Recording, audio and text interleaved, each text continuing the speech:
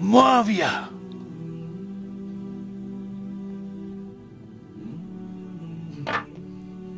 तुम्हें 2 लिबास और पेट भर के खाने से ज्यादा क्या चाहिए?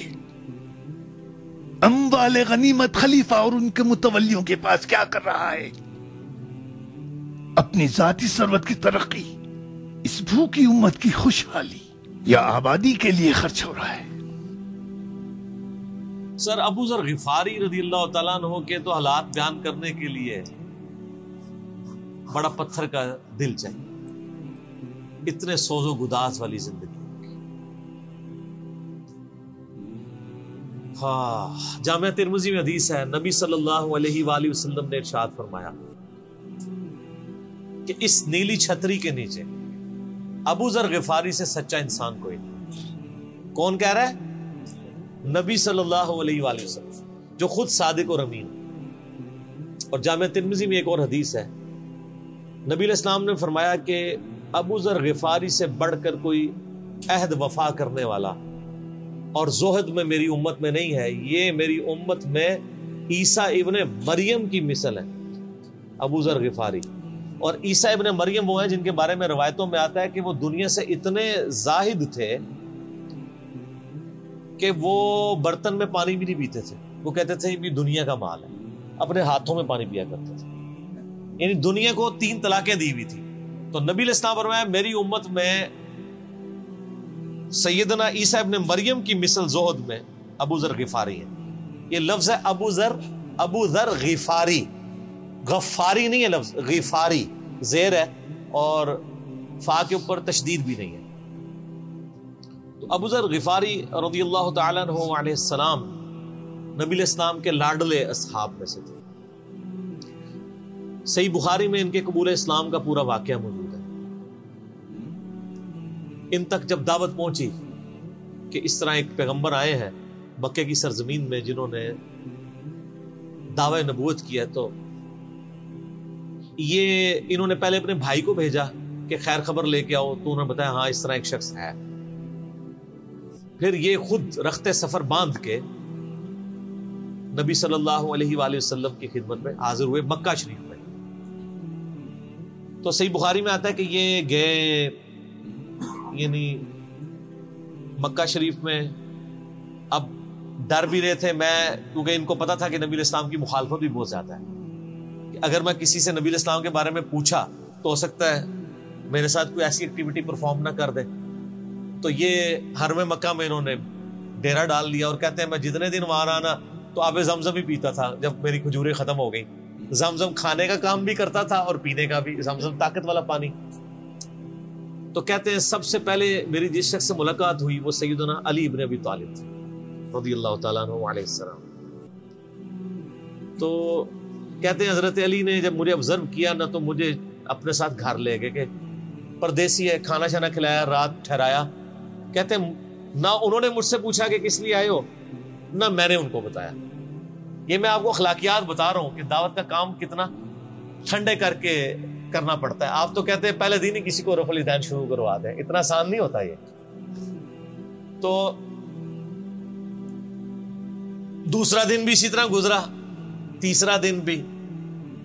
तो 3 दिन के बाद अबू ज़र गिफारी ने खुद हजरत अली पे एतमाद किया और उनको अंदाजा हुआ कि ये बड़ा, तो उन्होंने कहा मैं यानी और हजरत अली ने भी एक्सपोज नहीं किया कि मैं नबी इस्लाम के करीबी लोगों में से हूं। तो उनका कि मुझे तुम एक अच्छे इंसान लगे हो तो मैं इस काम के लिए आया हूं, तो तुम मुझे गाइड करो मोहम्मद इब्न अब्दुल्ला के बारे में, मैं उनसे मिलना चाहता हूं सल्लल्लाहु अलैहि वसल्लम। तो सैयदना अली ने कहा कि वाकई वो तो अल्लाह के पैगंबर हैं और इस तरह। तो फिर वो हजरत अबू ज़र गिफारी को नबी इस्लाम के पास ले गए। नबी इस्लाम के पास थोड़ी देर बैठे, उन्होंने इस्लाम कबूल कर लिया। और सर इस्लाम क्या कबूल किया, इतना आला दर्जे का ईमान। नबी इस्लाम फरमाया तुम अपने कबीले में वापस चले जाओ, जब मक्के में हमारा गलबा होगा या कोई अल्लाह ताला राह निकालेगा, अभी तो जो भी इस्लाम कबूल करता है उसकी फैंटी लगती है, तो मैं कोई ना कोई तुम्हें मतलब बता दूंगा, अभी तुम अपना ईमान पोशीदा रखो, अपने इलाके में चले जाओ। उनका या रसूलल्लाह ऐसे नहीं हो सकता। वो जनाब आगे मक्के खाना काबे के अंदर आके उन्होंने कहा मैं गवाही देता हूं कि अल्लाह एक है और मोहम्मद सल्लल्लाहु अलैहि वसल्लम उसके रसूल है। तो मुशरिकीन अरब उन पे टूट पड़े, खूब मारा। हत्ता कि अब्बास बिन अब्दुल मुत्तलिब जो उस वक्त तक मुसलमान नहीं हुए थे, नबी इस्लाम के चचा थे, لیکن چونکہ بنو ہاشم سے تھے اور بنو ہاشم آپ کو پتا ہے متولی تھے کعبہ شریف کے، انہوں نے اپنے آپ کو ابو ذر غفاری کے اوپر گرا لیا کہ تاکہ ان کو کوئی مارے نہ. انہوں نے کہا تمہیں پتہ نہیں ہے قبیلہ یعنی غفاری قبیلے سے تعلق رکھتا ہے تو اس کے قبیلے کے لوگ آ کے یہاں پہ لڑائی کریں گے ہم سے. کیونکہ قبائلی سسٹم تھا نا، اس میں یہ نہیں دیکھا جاتا تھا کہ اس کا مذہب کیا ہے، پہلے نمبر پہ دیکھا جاتا ہے یہ ہمارے قبیلے کا ہے، تم نے ہمارے قبیلے کے بندے کو مارا ہے تمہیں نہیں چھوڑیں گے. اسی وجہ سے آپ دیکھیں نا بنو ہاشم اسلام قبول نہ کرنے کے باوجود نبی علیہ السلام کی پشت میں تو کھڑے رہے نا، اور یہ پہلے بھی ہوتا رہا. قرآن حکیم میں آتا ہے نا کہ شعیب علیہ السلام کی قوم کیا کہتی ہے کہ اے شعیب اگر تیرا قبیلہ تیرے ساتھ نہ ہوتا کب سے تیرا کام کر چکے ہوتے. اس لیے انبیاء ڈومیننٹ قبائل میں آتے ہیں جو شریف النفسی والے ہوتے ہیں، جن میں ایک سسٹم ہوتا ہے پورا. تو اور پھر جو ہے نا وہ اگلے دن پھر ابو ذر غفاری نے اس طرح کلمہ پڑھا، پھر ان کی پٹائی ہوئی، پھر حضرت عباس نے ان کو بچایا اور پھر وہاں سے یعنی وہ چلے گئے. یہ پوری حدیث صحیح بخاری میں ہے، اور بلکہ بخاری میں پورا ایک چیپٹر ہے ابو ذر غفاری کے اسلام لانے کا واقعہ. امام بخاری نے ابو ذر غفاری کا پروٹوکول یہ رکھا ہے کہ اسلام کا پورا چیپٹر بنایا ہے ابو ذر غفاری کے اسلام لانے کا واقعہ. باقی یہ درویش صفت آدمی تھی اور دنیا کو 3 طلاقیں دی ہوئی، اور وہ اس لیے کہ انہوں نے نبی علیہ السلام کو بڑا کلوزلی آبزرو کیا تھا. نبی علیہ السلام کی جتنی احادیث دنیا سے زہد اور دنیا پرستی کی مذمت پہ ہے نا، اکثر احادیث کے راوی ابو ذر غفاری. چونکہ انہوں نے نبی علیہ السلام کو بڑا کلوزلی آبزرو کیا تھا تو اس لیے وہ صحابہ کرام پہ جب دنیا کے خزانے کھول دیے گئے، اور بعض اصحاب اور بعض تابعین میں انہوں نے جب دنیا کی محبت میں غلبہ اور عیاشی کا لیول دیکھا تو ان سے وہ برداشت نہیں ہوتا تھا. اور تو نبی علیہ السلام کی صحبت کی ہوئی تھی، خدا بے نیاز ہے. وہ کہتے تھے یہ دیکھو یار ہم لوگ تو فاقے کرتے تھے اور ہمارا پیغمبر ہمیں یہاں تک تعلیمات دیتا تھا کہ اے اللہ محمد اور آل محمد کو بس اتنا ہی رزق دینا کہ روح اور جسم کا رشتہ برقرار رہے. یہ حدیث بخاری و مسلم میں ہے، اور بخاری و مسلم میں حدیث ہے حضرت عمر کو نبی علیہ السلام نے ڈانٹتے ہوئے کہا جب وہ چٹائی کے نشان دیکھے، ان کا یا رسول اللہ رو پڑے کہ کیسر و کسرا تو دنیا کے مزے لوٹ رہے ہیں اور آپ اللہ کے نبی. تو آپ فرمایا کہ تم اس پہ خوش نہیں کہ وہ دنیا کے مزے لوٹیں اور تم آخرت کی سعادت لوٹو. اور لگتا ہے عمر تم پہ دنیا کی حقیقت آج بھی نہیں کھلی. جن لوگوں کے سامنے یہ ساری چیزیں تھیں، جن لوگوں نے نبی علیہ السلام کا وہ پیریڈ دیکھا تھا، پھر ان کو یہ بھی پتا تھا کہ بخاری و مسلم میں نبی علیہ السلام کے جو آخری خطبات میں سے شہدائے احد کے اوپر جو نماز جنازہ آپ نے 8 سال بعد پڑھی، اور وہاں پہ آپ نے جنازے یعنی ادھر قبرستان میں خطبہ دیا عبرت کے لیے، اور اس میں کئی چیزیں تھیں. ایک تو یہ تھی کہ یہ یہاں پہ وہ لوگ دفن ہیں جنہوں نے اسلام کے لیے قربانی دی ہے اور ان کا پھل تم نے کھانا ہے. وہ دنیا سے اسی طریقے سے گئے ہیں، کفن میں نہیں دیا گیا کئی لوگوں کو.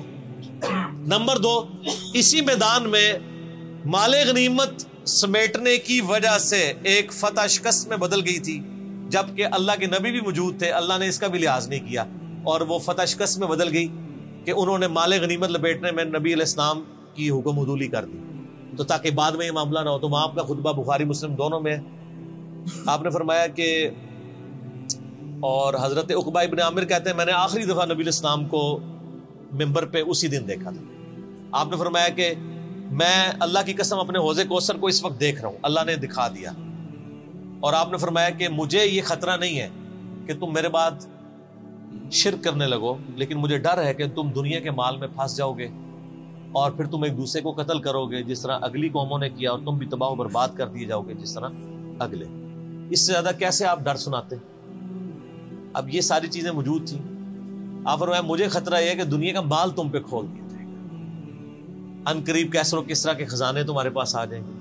جو بخاری مسلم میں آتا ہے نا کہ نبی علیہ السلام نے کہا کہ مجھے اللہ نے 2 خزانے عطا کر دیے، ٹھیک ہے، زمین کی خزانوں کی چابیاں، اور جس سے وہ بریلویوں نے کچھ اور ہی قیدا بنا لیا.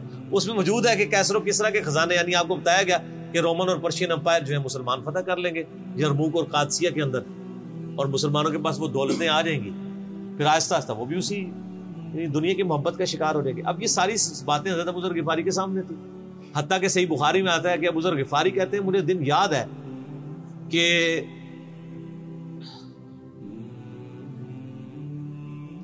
نبی علیہ السلام نے فرمایا کہ ابو ذر وہ احد پہاڑ دیکھ رہے، تو کہتے ہیں میں نے احد پہاڑ کی طرف دیکھا اور میں یہ سوچ رہا تھا کہ ابھی مجھے آپ کسی کام کے سلسلے میں وہاں بھیجیں گے. دن کا وقت تھا تو میں اپنے ذہن میں یہ اندازہ لگانا شروع کر دیا کہ کوئی کام بتائیں گے تو میں یہ پہنچ کے واپس کتنی دیر میں آؤں گا.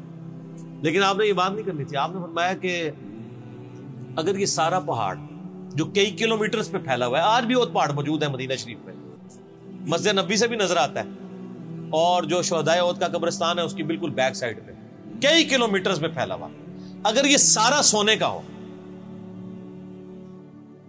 تو آپ علیہ السلام فرمایا کہ میں سب کا سب اللہ کی راہ میں فوراً شام سے پہلے خیرات کروں, اپنے پاس میں 2 یا 3 دینار ہی رکھوں صرف, یعنی جو ٹوٹل زندگی گزارنے کے سب خیرات کروں.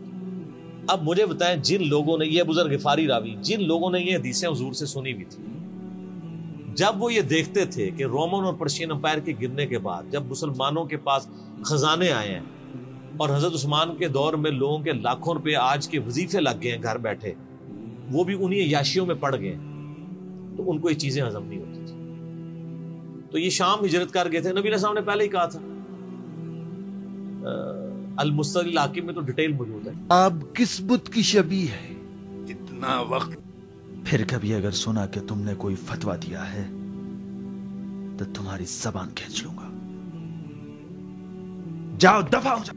یہاں پہ میں آپ کو ضمن بتا دوں, اکثر لوگ صحابہ کرام کے حالات و واقعات کے بارے میں پوچھتے ہیں, مطلب پوری زندگیاں لگ جائیں تو وہ واقعات بیان کرتا رہے انسان, ختم نہیں ہوتا.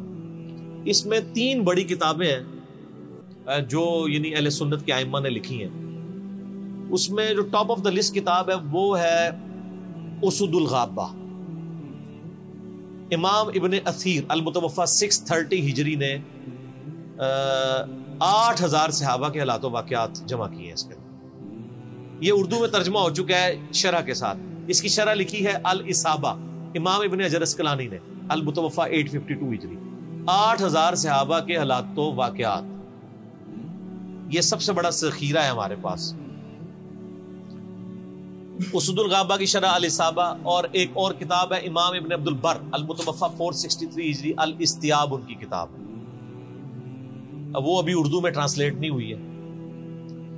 اور اس کے علاوہ فضائل صحابہ جو چیپٹر ہیں بخاری میں, مسلم میں, وہ آپ کو چند ایک واقعات ملیں گے.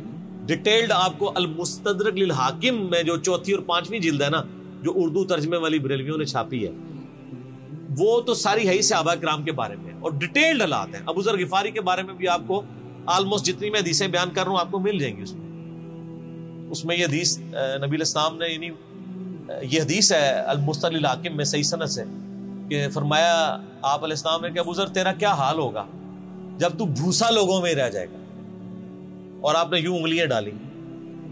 اور ابو ذر غفاری کا انتقال 32 ہجری میں ہوا ہے حضرت عثمان کے دور.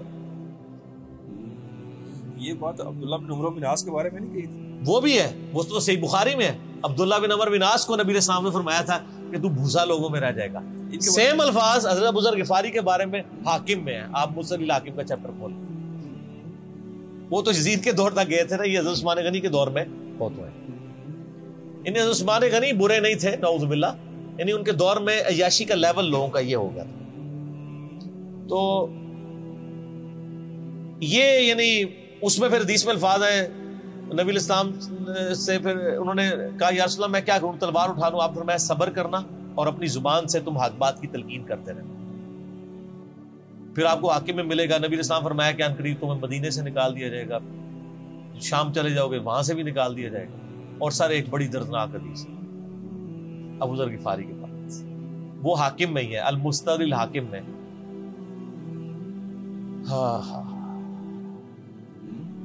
غزوہ تبوک آپ کو پتا ہے ایک ایسا غزوہ تھا جس میں جو شرکت نہیں کرے گا وہ منافق ڈکلیئر ہوگا. قرآن میں فتویٰ آ گیا تھا. اس سے پہلے کبھی نفیر عام نہیں تھی, یہ پہلا اور آخری موقع تھا, کیونکہ رومن امپائر سے ٹکرانا تھا.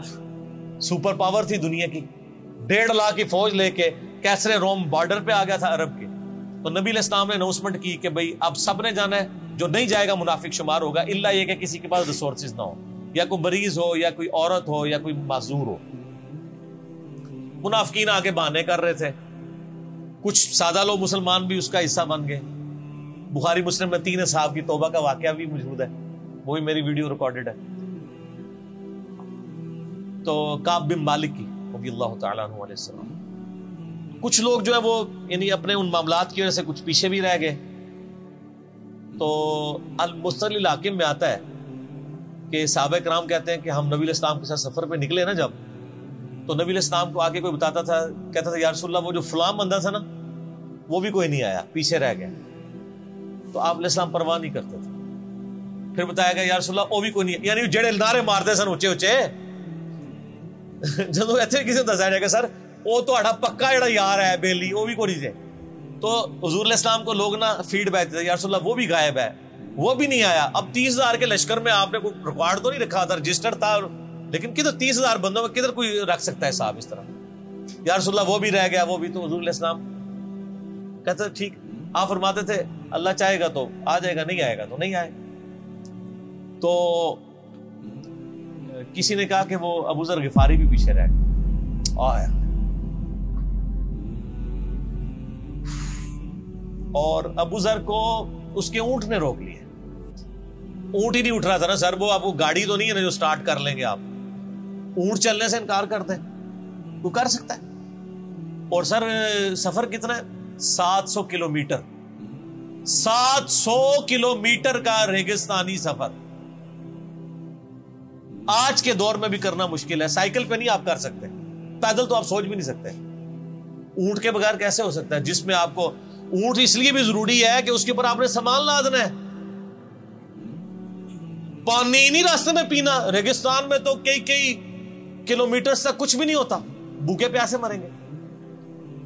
پھر آپ قافلے سے بھی جدا ہیں. تو ابو ذر غفاری کوشش کرتے رہے کس طریقے اونٹ. اسی دوران قافلہ نکل گیا آگے، تو وہ اونٹ اٹھا ہی نہیں ہے. تو حضرت ابو ذر غفاری نے اپنا سامان اپنی پیٹھ پہ لاد دیا، پیدل چل پڑے. ریگستانی سفر. حاکم کی روایت ہے کہ ہم نے دیکھا دور سے ایک اکیلا شخص آیا جس کی پیٹھ کے اوپر بورا لدا ہوا ہے. تو نبی علیہ السلام کی آپ محبت دیکھے، آپ نے فرمایا کہ تو ابو ذر ہو جا، یعنی جو آنے والا شخص ہے تو ابو ذر ہو. یعنی حضور نے خواہش کا اظہار کیا. آپ کو نظر تو نہیں آ رہا تھا یہ کون آ رہا ہے، آپ کی محبت. آپ کو پتا تھا ابو ذر غفاری نہیں رہ سکتا پیچھے. تو صحابہ کہتے ہیں آپ نے فرمایا تو ابو ذر ہو جا. تو صحابہ کہتے ہیں تھوڑی دیر بعد جب وہ قریب آئے تو ہم نے پہچان لیا ابو ذر غفاری ہیں. تو جب ہم نے پہچان لیا نا تو حضور علیہ السلام نے ان کے پہنچنے سے پہلے آپ نے فرمایا ابو ذر کو دیکھو اکیلا آ رہا ہے، اکیلے ہی دنیا سے جائے گا اور قیامت دن بھی اکیلا اٹھایا جائے گا. یہ اس حدیث کا بھی کچھ حصہ باقی ہے، میں بعد میں بیان کروں. پہلے میں اس کو کنکلوڈ کر لوں کہ صحیح بخاری میں آتا ہے کہ حضرت ابو ذر غفاری شام چلے گئے تھے. وہاں پہ چونکہ گورنر تھے حضرت معاویہ رضی اللہ تعالیٰ عنہ. وہ قرآن کی وہ جو سورہ توبہ کی آیات ہے نا، تو حضرت معاویہ کہتے تھے یہ تو اہل کتاب کے بارے میں آیات نازل ہوئی ہیں. تو وہ کہتے تھے نہیں، یہ سب کے بارے میں ہے. اب شرعی حکم یہ ہے کہ مال آپ جوڑ سکتے ہیں اگر آپ زکوٰۃ دے رہے ہیں، لیکن یہ پسندیدہ نہیں ہے. طریقہ نبوت یہ نہیں ہے. نبی علیہ السلام نہیں جوڑ سکتے تھے، پوری زندگی زکوٰۃ دینے کی نوبت نہیں آئی ہے، حالانکہ خمس ملتا تھا، خیرات کرتے تھے. ابو ذر غفاری کا جھگڑا یہ تھا کہ تم تو نبی کے اصحاب ہو، تم لوگوں کو یہ زیب ہی نہیں دیتا کہ تم لوگ اس طرح کے محلات میں رہو اور اس طرح مال جوڑو. تو اب چونکہ سینئر صحابی تھے، ان کو ہاتھ ڈالنا بھی آسان نہیں تھا. پھر نبی علیہ السلام نے فرمایا ہو کہ اس سے زیادہ سچا انسان ہی کوئی نہیں. تو حضرت معاویہ نے خط لکھا حضرت عثمان کو کہ جی اس بندے سے میری جان چھڑائے نا، اس کو آپ واپس بلائیں. حضرت معاویہ نے جب خط لکھا تو حضرت عثمان نے ان کو کہا تم مدینہ شریف واپس آ جاؤ. جان لو. مدینہ شریف جب یہ واپس آئے تو صحیح بخاری میں آتا ہے کہ لوگوں کا جھمگٹا لگ گیا ابو ذر غفاری کے گرد. لوگوں کو پتا تھا یہ تو بڑا زہد والا بندہ ہے. تو ابو ذر غفاری وہی حدیثیں سنایا کرتے تھے کہ حضور نے فرمایا یہ پہاڑ سونے کے برابر ہو تو میں خیرات کر دوں گا. جبکہ باقی صاحب کہتے تھے کہ مال جوڑنا جائز ہے اگر زکوٰۃ کوئی دیتا رہے. وہ یہ کہتے تھے کہ یار یہ تم لوگوں کو تو زیب نہیں نہ دیتا، یار تم لوگ تو یہ باتیں نہ کرو، تم لوگ نبی کی صحبت یافتہ ہو، تم لوگوں کو تو زہد ہونی چاہیے تم لوگوں کی زندگی میں. اب لوگوں کا ہجوم ان کے گرد لگ گیا اور پھر حضرت عثمان نے ان کو خلیفہ وقت بلایا اور کہا کہ یار تو خود ہی مدینہ شریف چھوڑ کے یہاں سے چلا جا، تیری وجہ سے فتنہ کھڑا ہو۔ حضرت عثمان نے کہا میں نے تو نبی علیہ السلام سے سنا تھا کہ حکمرانوں کی اطاعت کرنا، صبر کر لینا۔ تو ایک زبدہ نامی کا ایک گاؤں تھا مدینہ شریف کے پاس، شہر سے ہٹ کے، تو وہ پھر وہاں پہ ہجرت کر گئے۔ آپ دیکھیں ریونج کیسا تھا، لوگ کتنے ڈرے ہوئے تھے کہ ابو ذر اپنی بوڑھا شخص 80-90 سال کا بابا اپنی ایک بڑھیا بیوی کو لے کے اس عمر میں شہر بدر ہو رہا ہے اکیلا۔ آج نہیں آپ سوچ سکتے کسی جگہ آپ اکیلے جا کے پڑاؤ کریں، کسی بیابان کے اندر، ریگستان کے اندر۔ اس زمانے میں آپ سوچ رہے، آج کل بھی آپ مدینہ شریف کے گر چلے ہیں تو آپ وہاں نہیں ایک رات بھی گزار سکتے۔ تو کوئی شخص حضرت ابو ذر غفاری کو سی آف کرنے نہیں آیا سوائے حضرت علی کے، اور وہ بھی مدینے کی باؤنڈری تک آئے۔ ان کو پتا تھا ان کے سٹانس کے بارے میں مدینے کی باؤنڈری سے باہر نہیں جاؤں، اگر مجھے کوئی اس طرح کا یعنی حکم اجازت مل جاتی تو میں تیرے ساتھ جاتا۔ ایران والوں نے حضرت علی علیہ السلام کے زندگی کے آخری 10 سال کے اوپر ایک فلم بنائی ہے، امام علی علیہ السلام۔ اس میں ابو ذر غفاری کے سارے واقعات انہوں نے فلمائے ہیں، دیکھنے والے۔ جب مولا علی چھوڑنے آتے ہیں، پھر جو ان کی ڈیبیٹس ہوتی ہیں مدینہ شریف میں لوگوں کے ساتھ، وہ ساری انہوں نے ویڈیو میں فلما دی۔ جو تجھے کفن دے کے دفنائے گا اور جنازہ بھی پڑے گا، تو نے فکر نہیں کرنی، جب میں مر جاؤں تو میرے آ کے ان کے مرنے کے بعد مسلمانوں کا ایک قافلہ دور سے آ رہا تھا۔ تو اسی مستقل حاکم کی حدیث میں آتا ہے کہ سر قافلہ بھی سنے پھر کون ہے؟ عبداللہ ابن مسعود۔ ابو ذر غفاری بھی زہد کے امام، ابن مسعود بھی زہد کے امام، ابو دردہ بھی زہد کے امام۔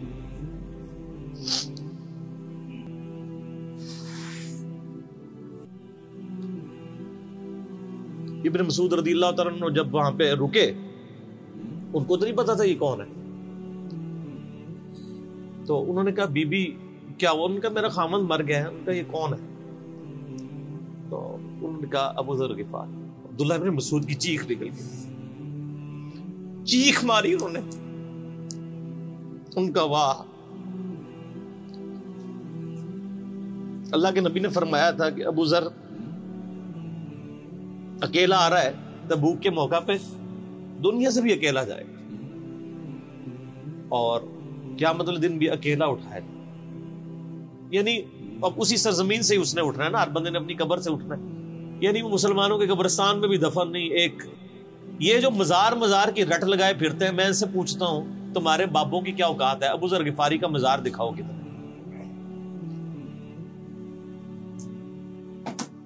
جو اس روئے ارض پہ نیلی چھتری کے نیچے سچا ترین انسان جس کو اللہ کے نبی کہہ رہے ہیں، اس کا کوئی مزار نہیں ہے۔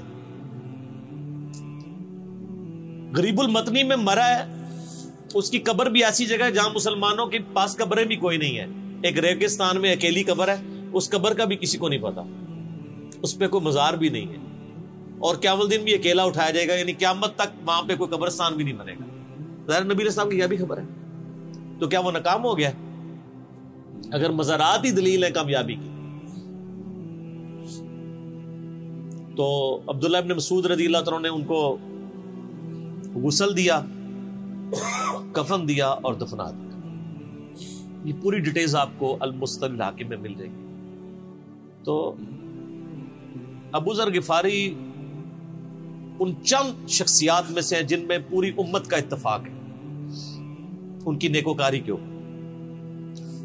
شیعہ بھی ان کو بہت رسپیکٹ دیتے ہیں، اہل سنت بھی دیتے ہیں، صوفیاء کے ہاں بھی ان کو امام مانا جاتا ہے زہد کی وجہ سے۔ آپ تصوف کی جتنی کتابیں پڑھیں، چاہے امام غزالی کی ہوں، رسالہ کو شیریہ پڑھیں، اور لوگوں کو بھی پڑھنا شروع کریں، تو ابو ذر غفاری آپ کو زہد کے امام کے طور پہ ملیں گے کہ ان کی زندگی میں یعنی یہ زہد تھا، انہوں نے کس طرح کی زندگی گزاری. سر لوگ مجمع میں مرتے ہیں، ان کو یاد کوئی نہیں کرتا. اور ابو ذر غفاری کو آج بھی دنیا یاد کر رہے ہیں، ہم بھی یاد کر رہے ہیں رضی اللہ تعالی علیہ السلام. اللہ تعالیٰ قیامت والے دن ہمیں ایسے نیکوکار لوگوں کا ساتھ نصیب فرمائے. آمین.